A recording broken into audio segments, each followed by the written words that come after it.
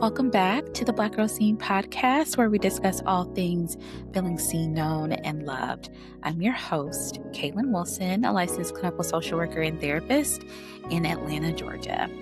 As we wrap up the month of May, where we've been talking a lot about relational themes, mostly stemming from our experiences with our moms, our friends, we are now transitioning into probably one of the most famously fun parts of the year, which is the summer. And I can't help but to think about feeling seen this summer. So that's what we're going to talk about today. I actually talked about a topic very similar to this at the start of the year. We talked about being seen this year, and I broke it down into about four categories. So, feeling seen in our routines, in our relationships, in our risk taking, and in our rest. So that could be a really great episode to also go back to and listen to and kind of get some ideas about how you can really take the practical work of being seen into this next season of your year, of your life. And in this episode, I really want to build off of that, but specifically for the summertime. And when I really think about the summertime, I actually feel like the summertime is all about exposure. Like there's less clothes, there's less work if you're taking vacation, or if you have kids and they're out for the summer, you're more likely to be spending more time with them. There are like less inhibitions. I don't know. I just feel like there's a lot less to hide behind over the summer, culturally speaking. And I want to encourage us to like really lean into that and really center this practice of vulnerability and being more exposed in a productive and a healing way. So, why focus on vulnerability? I think most of the things that we could focus on at a time like this, like rest and restoration, all that stuff serves as a form of vulnerability. And what feels really unique about this time is I think vulnerability work can be seen only as the heavy work, only as the deep stuff and the painful stuff, but it's also sometimes in the light stuff. It's the fun, it's the adventure, it's the freedom. And I honestly feel like the summer really creates an opportunity for letting go. I mean, literally, depending on where you live in the world, you're spending more time outside. You probably have vacations planned or time off planned. You are going spaces literally wearing bathing suits. Like there's just something about this expression outward that I think creates a lightness to the summer. And we forget how much that is a form of being seen and practicing vulnerability as well. Especially when we're even thinking about there being more daylight hours available to us. It's like truly like there is a way that we are more visible and seen and outside, like the lights are actually on. So I really think this is an opportunistic time to do that. I also think for some of us, maybe not all of us, some of us, summer is the busy season, or maybe there is no slowdown season for you. And I think culturally speaking, there's usually a little bit of a shift at certain parts of the year that might open up some more capacity to try some new things. So, with more capacity, I think it's helpful to actually center on that and put it on the to do list.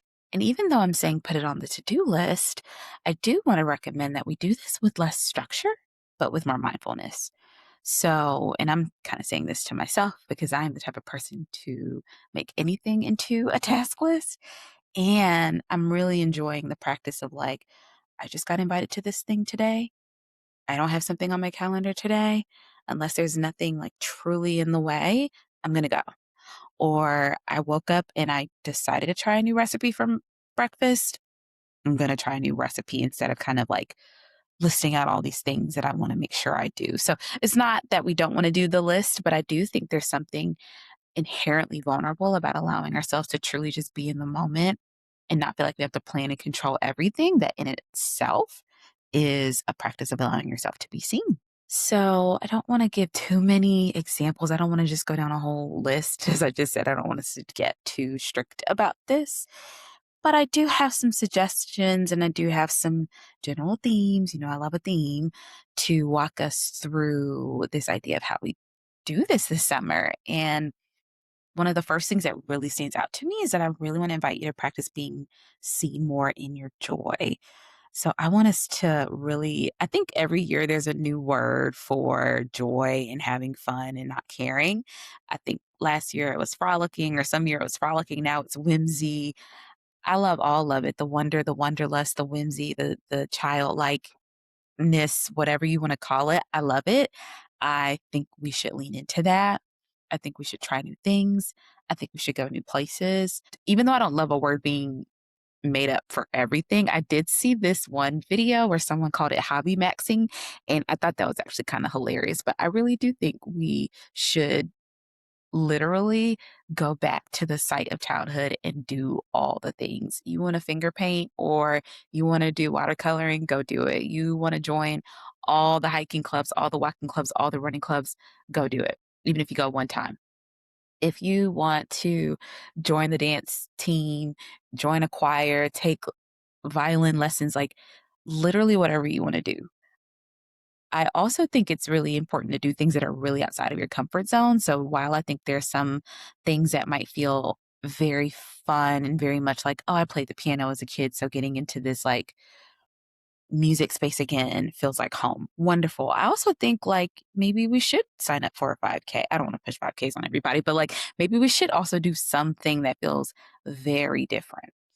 I also think that this is a really important space to really reconnect with the inner child. Like if it's about going to bowling alleys and amusement parks, like let's do this. I think that not even think there's a lot of research and evidence that shows that doing highly creative and things that we would normally see as kid activities lights up your brain.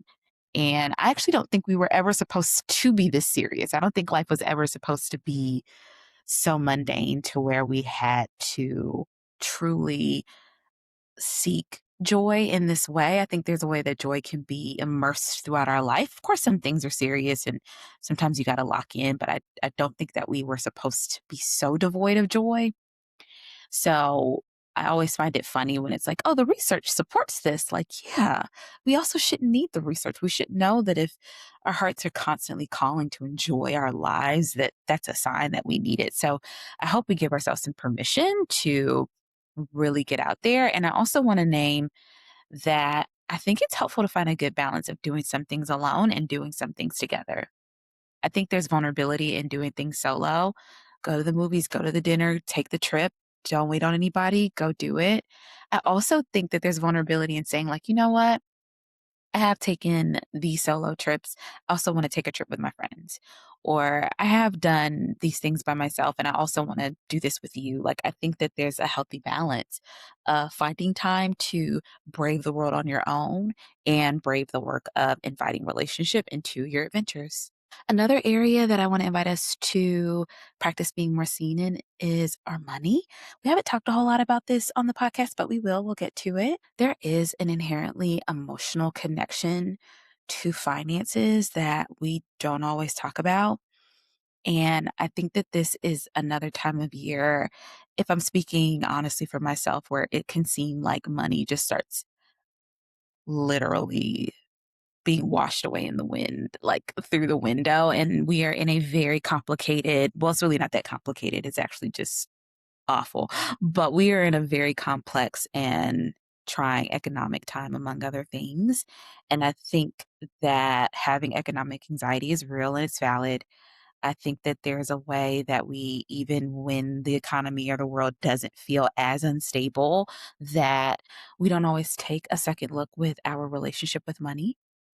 I think here it can be helpful to think about the role that money has played in our lives and some things that feel important to name from a vulnerability practice is more than just like saving and spending. I think it's more of like, what are you saving for? How are you creating an experience of safety through your saving practices? Like literally the word save, like it means like, okay, I want to keep this money. I want to put it somewhere, but it's literally like creating safety for you. And what does that look like? I also think that when we're talking about spending, like, sure, what are you spending your money on? Yada, yada, yada. Everything's expensive. But also, how much of your money do you spend on you for the purpose of creating joy in your life? And then also, how much do we maybe use money in service of others? And how much of that is a form of our overgiving versus a way that we just genuinely show up for our community? So there's a lot of nuance there. And I think if this already kind of feels touchy, I think that shows so much about how our relationships with money deserve a little bit more energy.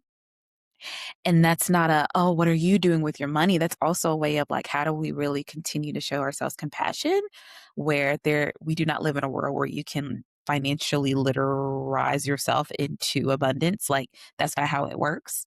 You can make changes and you can play a role in it, but there are a lot of systems at play that have put a lot of people in a lot of positions. So we can look at this topic in a lot of ways. And instead of trying to prescribe every angle, I just want to invite you to think about your relationship with money this summer in a way where can you show up even just 10% more in a way where your money is helping to create space in your life and it's helping to create joy in your life.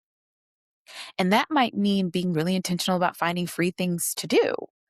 That might mean planning ahead today for how you want to spend your money in the holidays. That might mean booking a trip for yourself now instead of only saving up your money for business and work travel or only thinking about ways that your travel is in service to others. Maybe that's the opposite for you. Maybe you haven't made a lot of time to travel and be present with others. And maybe now you want to be a little more strategic about that. So I just think it's really an opportunistic time to take another look at how you are using your resources for you and for the people you love. In that regard, I want us to practice being more seen in our space. This is something that I actually really love decluttering. I don't do it as much as I used to because I just haven't had the time and the energy. And I think I've gotten to a space where it just feels so overwhelming to the point where my friends and I have kind of toyed with the idea of having like declutter parties for each other, which I think is a wonderful idea. I think it satisfies a lot of values in our life. But I think we kind of talk about spring cleaning. We talk about cleaning in the new year. I think the summer also can offer a great opportunity for you to kind of come home to your space and ask yourself, what does this feel like? Do I enjoy where I live? Do I want to spend more time away from where I live? Do I want to move? Do I want to move the things in my space and rearrange it and make it a new space? Do I want to redecorate? Do I want to give some things away, purchase some new things? Is that a way I can pair my relationship with finances with like, okay, I've made a lot of big purchases for other people, but I haven't made a big purchase for me lately. How can I protect that in my budget? Do I want to work on my workspace? Have I redecorated my office lately? If you have an office or even if you care to make your office cozy for yourself, right? Like, do I want to make my work space cozy for me or do I actually not want to pour into that? I want to make sure I'm pouring into my home. I also think this can be true about like your metaphorical space. How do I feel with the people I surround myself with? My schedule, is my time feeling spacious or is it feeling cluttered? Do I need to get some of that decluttered? Do I want to be in other environments, in other neighborhoods? Do I want to travel to certain spaces? Do I want to make sure that when I am showing up in some of my routine that I'm doing it in a different way? I'm not only ever in this one place when I do this one thing. So I think this is a thing that could be very fun and it can really unpack more than you know. I think something about decluttering is also like, in therapy, we talk about like going through the stuff. We have so much stuff. How do we unpack our stuff? Sometimes our stuff is literally living with us. Sometimes we have old things in our home from years ago, from relationships ago, from people ago, from places ago that we don't need anymore. Sometimes we have things from our past that have been waiting for us and we do need it and we need to reconnect with it, but it's buried under that pile over there off camera, right? Like, so I think that that could be another opportunity for us to really take a moment to like this, like looking in the mirror a little bit. So, speaking about your external space, I also think we want to work on practice being more seen in our internal space in our bodies. I let this one be further down on the list because I kind of want to decenter the idea that the summer is all about our bodies.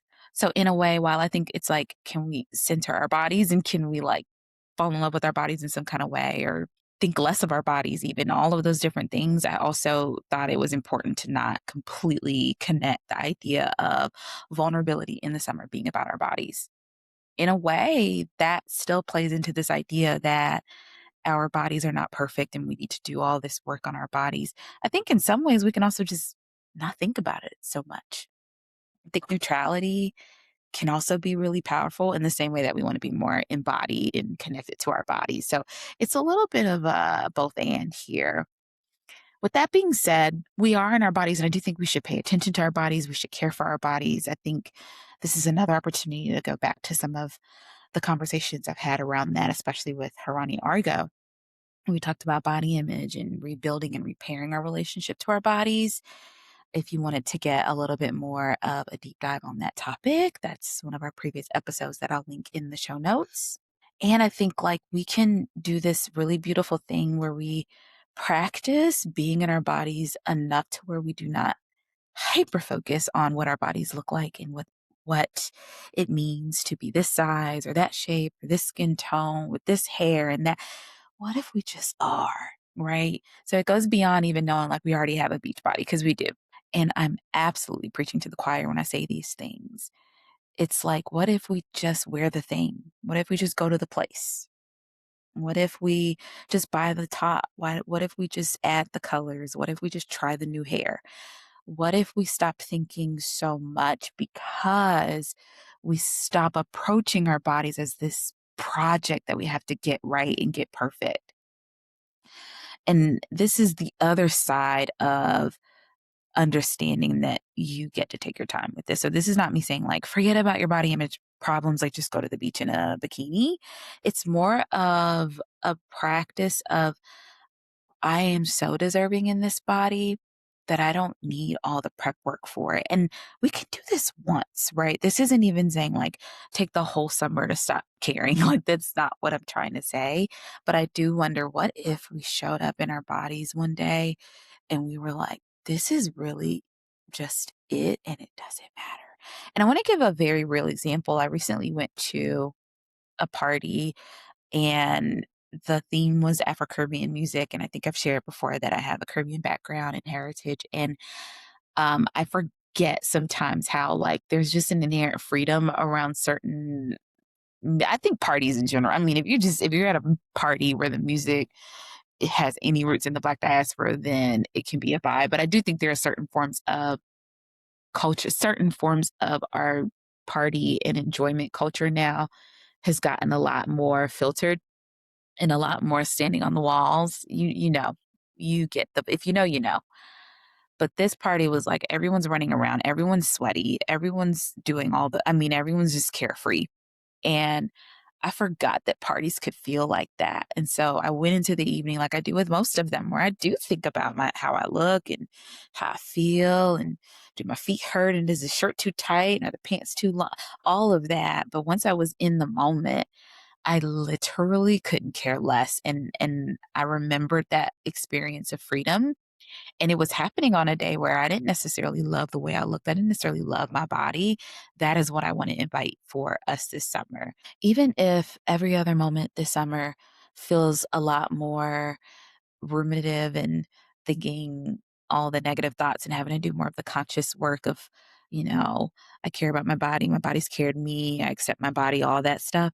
I can really go back to that one moment where that wasn't happening. And that means something to me. And I want to invite that for you. Can there be one day, one moment, one experience, one purchase where you're like, I don't really care how this shirt looks. It's cute. It's my size. I'm getting it and I'm going to wear it and I'm going to figure out how I feel after it. So I want to invite us to do a little bit more of that. And I also want us to get back to the pleasure part of it all, like wearing something that you love a million times because it just feels that good. And that's honestly a minimalist practice. Some of these things we've been talking about, these are like social justice actions too. Like if I'm being mindful about how I give my money, that is inherently good for others. If I am being mindful about caring less about overconsumption because I'm not buying into the idea that I can buy all these things and then be better and feel better about my body or feel like I need to change my body, that's ethically pleasing to the economy and to the world right now. If I am remembering that I can eat food and just enjoy what the food tastes like, it is okay to eat for pleasure. It is okay to just do something because it feels good. And that's really the theme of this month. It's like, you really deserve to feel good. And so we're going to talk about all the different ways that we can feel good and feel better throughout the summer that doesn't necessarily involve our suffering first. And to round it out, the area that I also want us to practice being seen more in is love. So I think that fits really well with the idea of feeling good and feeling loved. I think this means all the things. This means feeling good in loving yourself. This means feeling good in loving others, your friends, your family, loving your work, getting into a creative practice again, getting into a project that you neglected for a long time, loving the space you're in. I think it does mean romance.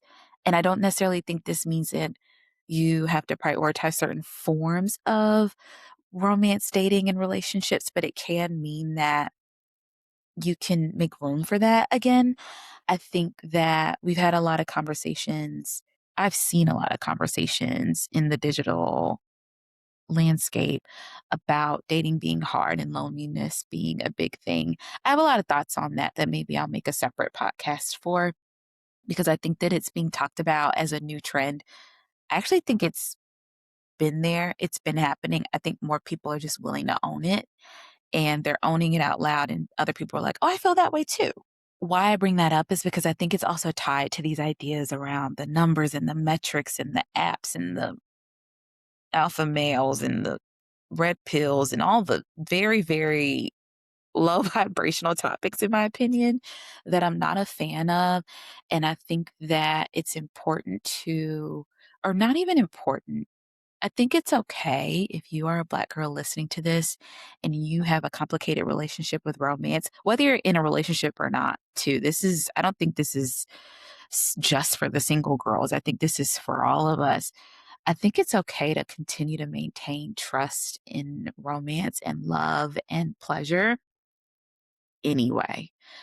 I feel that way about most things. I think in the same vein, we've talked about owning how hard it is right now, sociopolitically and economically, owning how it might be challenging to be fully in your body and to care and love your body regardless of how it looks, to find the time to do any of this. It's all hard, and I think it's extremely powerful, potent, important, and I think it's a justice practice to believe in it and to seek it and make space for it anyway. I think that there's a lot of conversations about what it looks like to resist in this time, and the powers that be do not want you to have hope, have joy, have fun, have relationship, have pleasure, have love. It wants you stressed and depressed and regressed, right? It really does. And so this is not to ignore the realities that we face every day. It's to choose the good thing anyway, to choose the light anyway, to choose being seen anyway in a world that's asked you to hide and feel hopeless. So, as I talk about centering love, I think that's important to name because this may or may not involve romance and dating for you. This may or may not involve repairing relationship for you, but I do think that it can still be a part of your praxis anyway, even if it's just a little bit, or even if it's just that you are going to hold space in your heart knowing that you want to come back to that one day. So this might mean reading romance novels. This might mean knowing that you have no desire to think about anything like that in any capacity in the real world, but that you're okay diving into those books and like really feeling and immersing yourself into the experience of romance and love. This could mean engaging in and growing through your sexual self, your sensual self, moving through pleasure. This could be taking pole dance lessons, right? And then this can actually look like what dating and all of those other parts of your life can be. This can be you romancing yourself. This can be you buying yourself flowers and roses. Maybe that's one of the hobbies that you get back into and or get into is flowers and florals and gardening and bouquet making. Maybe this is you getting into therapy and talking about why the topic of all forms of love, relationships, and attachment may be challenging.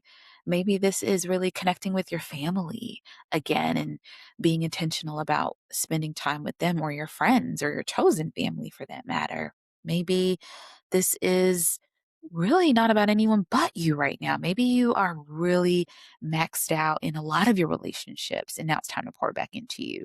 So nothing's off topic here, truly.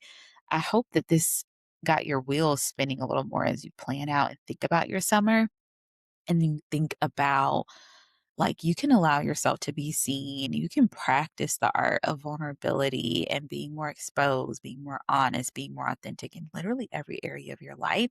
And you can do it in the light, fun ways that maybe we're all fantasizing about as we go into the summer. And hopefully we make it very real for ourselves. So, I'm going to link in the show notes some of the past episodes that I think could be really cool to dive into or re listen to.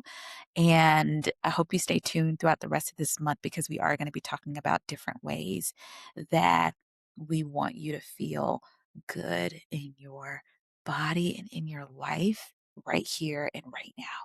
So if you like this episode, don't forget to do all the things like, subscribe, share, and rate the podcast. And don't forget to subscribe to the Scene Sunday newsletter where I always let you know when the next episode drops. And if you really liked it, don't forget to share the love with a friend and come back to this whenever you need a good hug. To the Black girl who is stepping into the summer and who really wants to embody feeling and being seen, I see you and I'm excited to walk alongside you in this journey. I hope you have the kind of summer you have to brag about, the kind of summer that you wish you could relive, the kind of summer that heals. Take care.